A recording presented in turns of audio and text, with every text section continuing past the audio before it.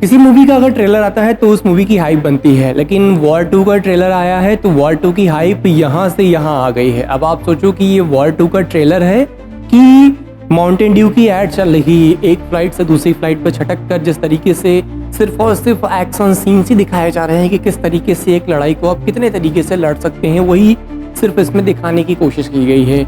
एनटीआर की ये dubbing Bollywood film है, तो ऐसे में कहीं ना कहीं एनटीआर का जो नेगेटिव रोल है उसको और ज़्यादा खतरनाक दिखाया जा सकता था। हालांकि यहाँ पर सिर्फ और सिर्फ ऋतिक रोशन की खूबसूरती को दिखाने की कोशिश की गई है और जूनियर एनटीआर को वैसे ही दिखाया गया है जैसे वो साउथ फिल्मों में लगते थे।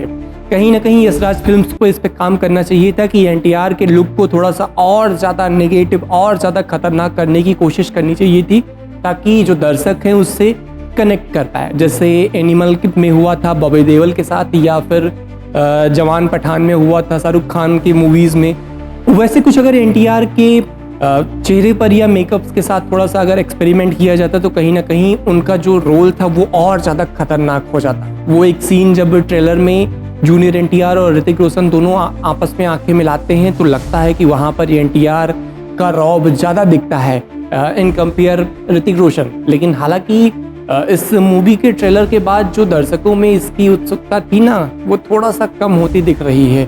लेकिन ऋतिक रोशन का ज़बरदस्त लुक इसमें यशराज फिल्म्स ने दिखाने की कोशिश की है, और इस फिल्म को अगर बेचा जाएगा तो जाहिर सी बात है कि सिर्फ और सिर्फ 2 स्टार के नाम पर ही बेचा जाएगा। एक है एनटीआर और दूसरे हैं भाई साहब ऋतिक रोशन। हालांकि इस फिल्म को कनेक्ट करने के लिए जनरल लूथरा को भी दिखाया गया है कि उनके कुछ भी सीन्स ट्रेलर में ऐड किए गए हैं। इससे साफ पता चल सकता है कि कहीं ना कहीं टाइगर श्रॉफ की फिल्म को भले ही टाइगर श्रॉफ इसमें डायरेक्टली नहीं है, लेकिन इनडायरेक्टली उनको दिखाने की कोशिश की गई है।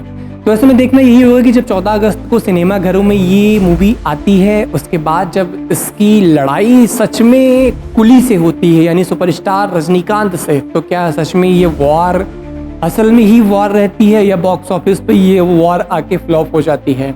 क्योंकि बॉलीवुड के साथ ऐसा अक्सर होता है कि मूवी की हाइप तो बहुत अच्छी बनती है, लेकिन जब वास्तव में वो सिनेमा घरों में आती हैं तो वो टाइम फिक्स हो जाती हैं। अब देखना ये होगा कि जिस तरीके से ऋतिक रोशन का जो जोनर है, जो ओरा है, वो इस मूवी को बचा पाता है या रजनीकांत के आगे ये पानी मांगने लगती है। हालांकि इस ट्रेलर को देखकर आपको कैसा लगा कि ये ट्रेलर था या माउंटेन ड्यू का ऐड?